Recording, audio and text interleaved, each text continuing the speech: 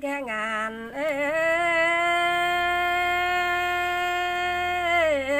tôm chiêu chàng liêu lãng ôi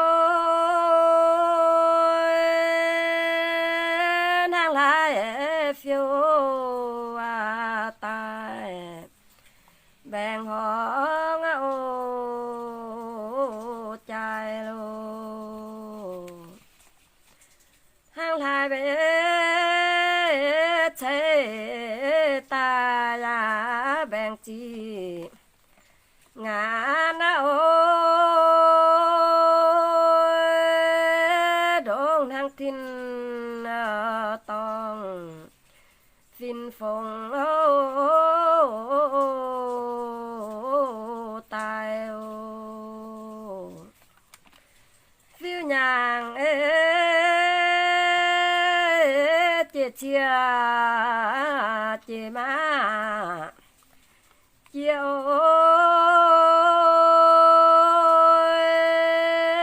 biểu chiều chân quyền khán luang hàng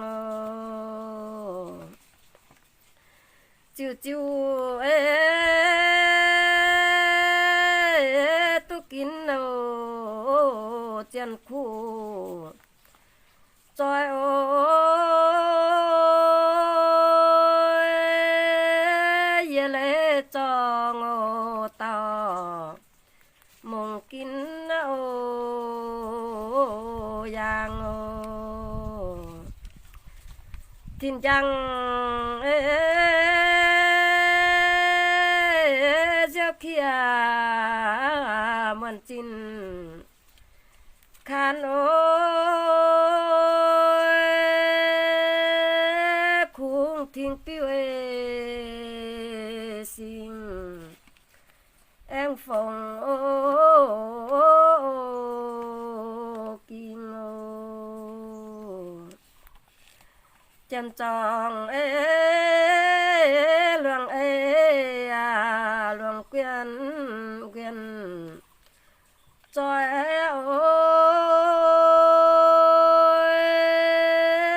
khỏi mình nhìn em ngã luang xin chẳng hàng yo mà trong lô cún